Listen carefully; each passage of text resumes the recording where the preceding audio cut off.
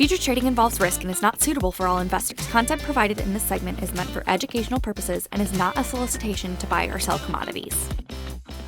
Hello, and welcome to Forecast Update Live, a video series from EverAg Insights, where each month we gather to discuss our dairy market forecast. I'm your host, John Spainhour.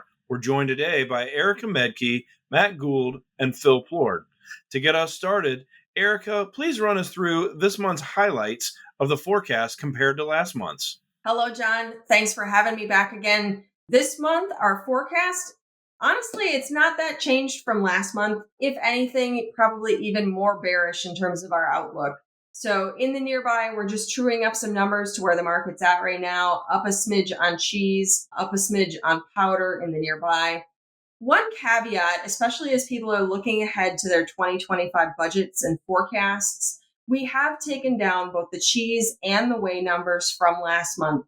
And I would say that's largely driven to the more we learn about additional cheese plants coming online, additional whey solids coming into the market, just the uncertainty and weakness of the demand side of things that we've taken those numbers down. Thanks, Erica. Well, every month we ask our panelists to take either the bull side of the story or the bear side. This month, Matt has agreed to take the bear side of the story. Matt, take it away and let us know what your bearish thoughts are on the market. Thanks, John. To start, I want to talk deeply about demand. On one hand, we are seeing firmer demand data, both at retail and then to some degree at food service, where we're also seeing a lot of these food service companies come out with promotions. But in our channel checks, we are not hearing the corresponding bullishness that you would expect to see from that data. And it's kind of this continuing issues, or the fact that there are continuing issues with domestic demand, that domestic demand in aggregate is not outperforming in this environment. And so without domestic demand outperforming, we need to have exports balance this market, which at least in the case of cheese, definitely puts a downward bent on prices. So that's kind of the cheese situation. The other kind of highlight that I'd have in terms of bearish is whey. Right now, our whey market is on its own planet, really, compared to the rest of the world. European whey prices are more than a dime lower than us. So you're talking more than 25% lower than ours. And we export typically more than half our whey. So we don't tend to stay far apart from the rest of the world. And so, in both those cases on cheese and on whey, there's strong arguments for the bearish case. Thanks, Matt. Erica, you've agreed to take the bull side of the story. Let us know what's going on out there in the market that looks so bullish. Well, I think Matt did do a nice job talking to the bearish case. I will say, if you look at demand from a bullish perspective, when you have a wholesale price that isn't matching up what the consumer sees, with all this feature activity, additional marketing dollars getting spent, you're going to see more volume move because the consumers are seeing a lower price than what maybe we see back at the wholesale level. So just something to keep in mind. But I do think the fundamental story in terms of the bull case in the dairy markets these days is a supply-driven situation. We're going into the summer. In many parts of the country, it's hot. We do this every year.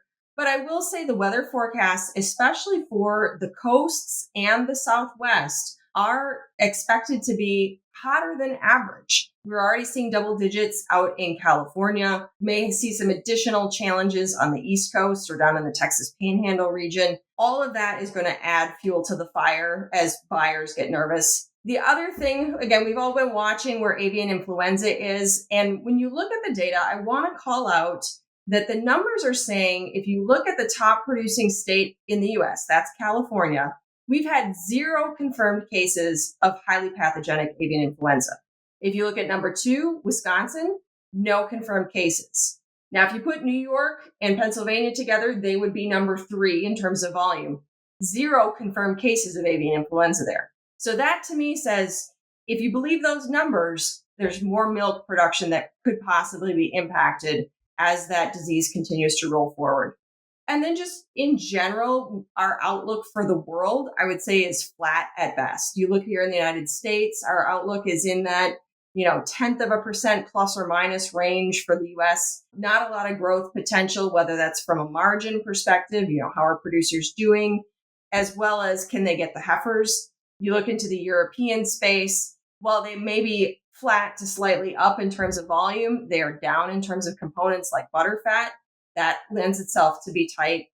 New Zealand, we are at the start of the season there. Hard to tell. Again, it's a weather market there. Certainly the opportunity to be bullish. Thanks, Erica. Every month, my favorite part of the video is what we refer to as Phil's favorite look.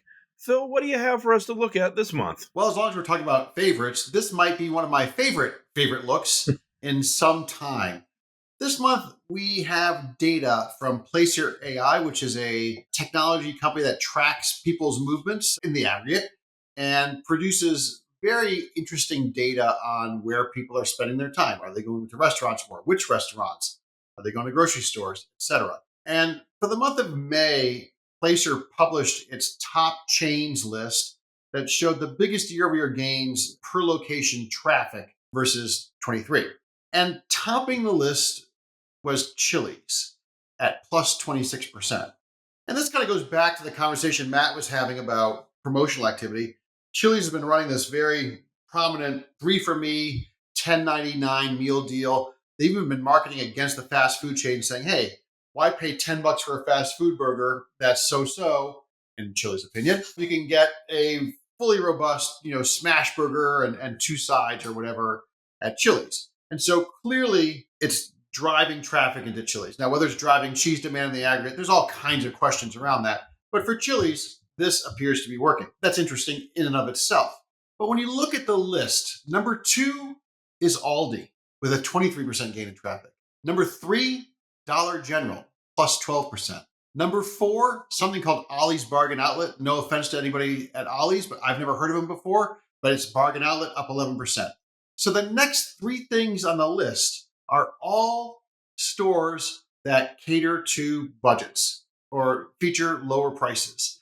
And this says that the consumer is still under strain and is still looking to save money to feed their families. This chart says so much. First of all, it confirms what we've believed for a long time, right? Never underestimate the laziness of the American consumer. We love to go out to eat. Who wants to cook, right? So Chili's is rolling out this deal. It looks pretty attractive.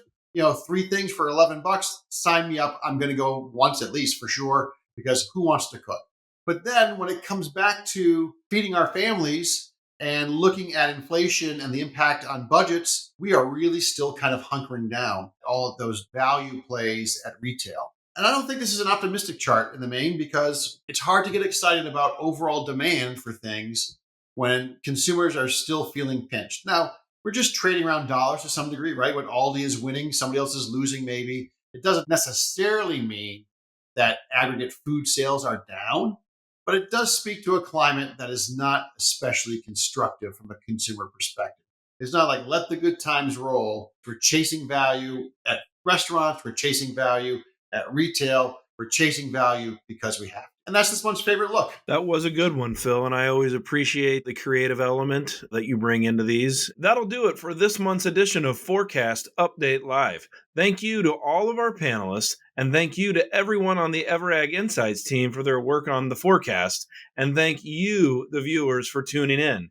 If you don't receive our forecast update and would like to subscribe, please reach out via email at insights@ever.ag. If you like this video, be sure to subscribe on your YouTube channel, give us a thumbs up, and share with a friend. We'll see you next month for another edition of Forecast Update Live.